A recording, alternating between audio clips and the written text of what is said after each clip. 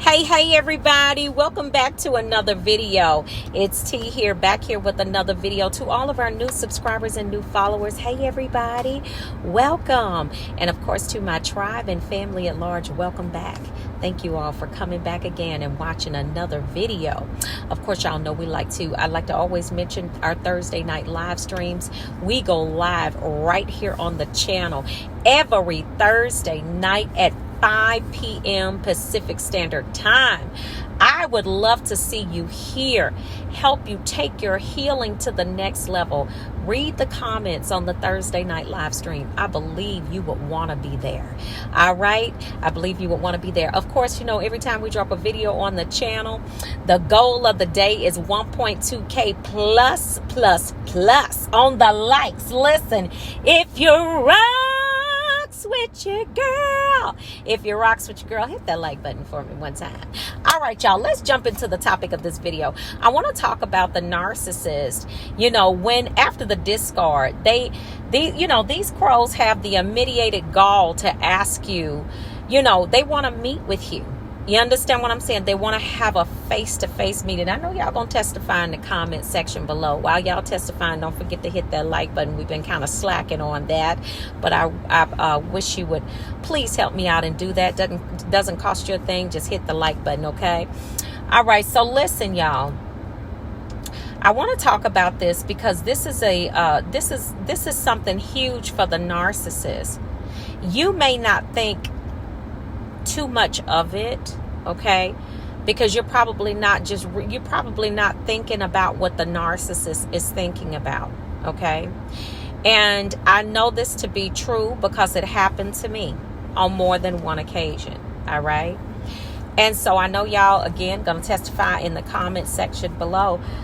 Excuse me, but what I want you to know is that it's there's a very strategic reasoning behind them requesting a face-to-face meeting after the discard. Now, whenever they're requesting a face-to-face meeting after the discard, this is usually because they truly were not ready for the discard. A lot of times, something like they will ask for something like this when you perhaps did the discard, you know, or they forced it on you. And a lot of times they push the limit a little bit too far and they're not ready to just totally discard, but that you might have had enough. So you went on ahead and let the hammer down on them, because I know that's what happened in my case. You know, I was just like, nope, I'm just going to have to go ahead and cut this off right now. You know, but there's a reason why they want to see you face to face. For one thing, you have to understand that the demonic presence inside of a narcissist is very skilled at reading body language. This is why we tell you to stay off of social media. You know, try to refrain. Once you are done with the narcissist, try to refrain from posting up on social media. Try to just get off social media altogether, because they are very skilled at reading body language, facial expressions. You got to remember, there's a supernatural entity that powers and drives them, and the false ego's intelligence, okay? And the reason I'm telling you this is because I want you to understand the inner workings of, you know, these types of manipulative individuals. So when you have a supernatural intelligence that is feeding and fueling and also manipulating that ego, that false self that they have, you minus the Holy Spirit don't stand a chance against that. You understand what I'm saying? You have to have the leading and guiding of the Holy Spirit to be able to even somewhat, you know, coexist with these people, you know, if that's what you want to call them. But they want a face-to-face meeting primarily because they want to do a few things. They want to really rev up the anxiety inside of you, you know, and once they rev up the anxiety, they know that you're going to be feeling some type of way. They know that. They also want an opportunity to be in your presence. So, they can feel they can feel your energy, if that's what you want to call it, your vibration, or however they call it. They want to see what your mood is like. But even more than that, your eyes are the windows to your soul. Okay. I want you to always remember that. And we've been told that a lot. Eyes are the window to your soul. Okay. So the narcissist wants to sit across from you, or wants to sit there, and they want to stare into your eyes. All right. Now, it's not them staring into your eyes. It's the spirit that is powering them, that is looking deep into the windows and the reservoirs of your soul to see if there is any way, any crux, crevice or whatever that they can get in, or what words or what may manipulate you in that time, in that space, to come back. All right. That's what's happening. Now, I'm sure that y'all probably remember, y'all don't, family, please don't forget to hit that like button. Y'all hit that like button for me. Okay. But I'm sure those of you that did agree to meet up with the narcissist, right? You will probably agree that they sat probably for a cool, maybe 10, 15 seconds, a few times in the meeting, and just stared at you. Okay? This is what they do. Because they are looking for intel. They're looking for body language. Because what they're doing is they're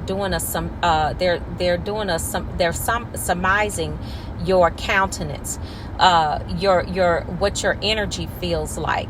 So once the meeting is over, they're going to, or before it's over, they're going to be able to kind of see how they're going to move with you. Either they probably said, well, we didn't get to finish this conversation. They're always going to try to leave something open in the conversation where they can meet with you again. And if you agree to meet with them the first time face to face, you don't think that you're going to just do this on text afterwards. No. No, that's not how it works with them, because they want the face-to-face meeting. One, because they're not done. Two, because they're trying to figure out, they're trying to pick up on intel. That demonic entity is taking in intel so it can let the narcissist know how to move with you. Because don't forget, the end goal of the spirit behind the narcissist is to destroy you. That's the end goal. Never forget that. Okay? That's the end goal.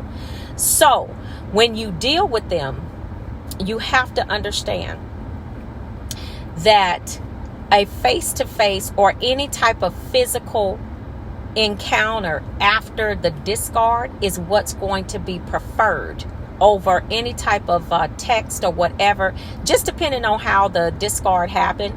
But most of the time, if they were not ready to do the discard and you did that, or you forced them to do it when they weren't ready, they are going to want a face-to-face. Okay?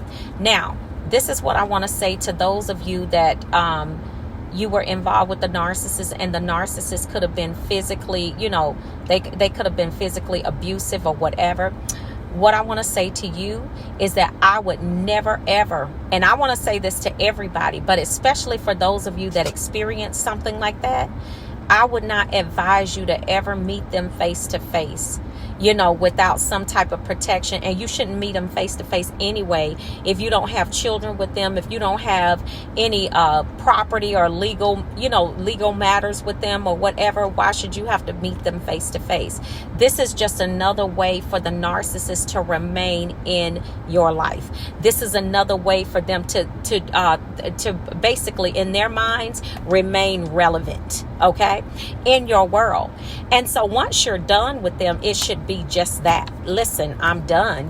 There's nothing else to talk about here. Why do you need to meet with somebody personally? These birds don't want anything. You know what I'm saying? These helmeted crows with some combat boots on. I said it. They don't want anything. The only thing that they want is to sit across from you, stare in your eyes, look at you, and then you're not understanding because you're probably already knowing that something is wrong. But the stare that they give you is similar to the one that they gave you in the beginning when you thought that they were so in love with you. But all it is it's another way for them to put you back into the trance of the trauma bond. Okay? That's what it is. Because, what you don't understand is that the trauma bond, or maybe I hope you all have gotten the word by now, because I sure did say it on the channel. The trauma bond is nothing more than a spell that has been casted on you. Okay, they've cast a spell through a trauma bond, the ups and downs. And for those of you that don't know, spells are typically cast just through words. Okay, you don't need a special potion. You don't have to get on an altar and burn candles, put pictures and all of that crazy stuff up there. You don't have to do that. Spells can be cast through words, but they want to reiterate their control, their psychological control over you just by being in contact with you. There's a thing that we call in the world of deliverance there's a thing called illegal transference. Okay, let me explain to you what illegal transference is. Illegal transference is basically when you are in the presence of people that may be dealing with different demonic oppressions, and if your spirit man is weakened, if you haven't prayed, if you're not a praying person, you don't read your word, if you're not very in tune with yourself spiritually, you can find yourself starting to have some of the same aches and pains that other person did. You can find yourself starting to have, some of the same problems, coming up with some of the same issues, bad habits that person did, until you realize, like, wait, where did I get this from? Illegal transference. Just because they're spiritual laws, and just because they're systems that that are established in the spiritual realm, doesn't mean that the enemy always abides by them. Of course, he would like to have a spirit jump on you. Like how the movie was with Denzel Washington. I think it's called Fallen. How them spirits just jump from one person to another. This is why you have to always be praying.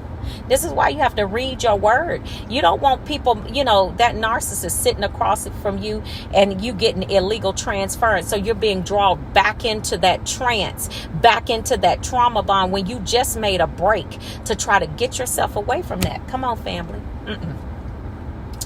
They want a face-to-face meeting with you. Tell them to go have a face-to-face with Jesus. Okay? I can guarantee you they won't do that. Tell them to go have a face-to-face. Tell them if they want to meet with you face-to-face, then they need to talk to your daddy about it, the Most High God. I can guarantee you they won't do that either. Okay? You don't need to have a face-to-face meeting with someone that has already proven and shown you who they are. If you don't have children with this person, if you don't have any property or any type of legal matters to discuss with this person, what you need to meet them in person for? I think you have seen that demon enough, okay? And if you have gotten rid of them, you did it for a reason. Let these twinkle-toed rhinos with some ballerina slippers and a bow, let them just keep it pushing. Because you know what? In this time, in this dispensation, listen, we are not dealing with these backwards walking giraffes. I mean, always on your nerves, trying to get a meeting with you, trying to feel you out and see what's going on with you. You don't need that in your life.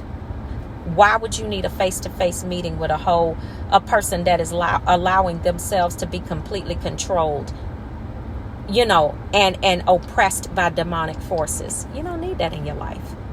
You let it go and you're moving on. Just keep moving. But this is why they want a face-to-face meeting with you, because they want to read your body language. They want to devise a plan to get back into your life. And not only that, they want to transfer that bad negative energy on you and to keep and try to get you wrapped up in that to keep you wrapped up in that trauma bond, that spell that was casted on you in the addiction ship. Don't let them do it to you, family. Don't let them do it to you. The devil is a whole lie. Yes, he is. Yes, he is. So you just gotta, I want to put this out here because I want you all to understand what's happening here. And I don't want you to fall in the trap and thinking that, oh, okay, well, I'm gonna be the bigger person and meet. You don't need to meet them in person. You don't need to meet them face to face. For what? If they have something of yours, tell them to throw it away if you can buy another one. Just tell them to throw it in the trash. Boy, I tell you, when you tell them something like that, that really hurts their feelings. They hate that because they are using that thing to leverage a meeting with you. Don't let them do it to your family. All right. So I love you all. I want you all to take good care of yourself. Be good to yourselves. Y'all be safe out here. And I will see you all on the next video. And I will see you all healed at the top. Shalom, family. Peace.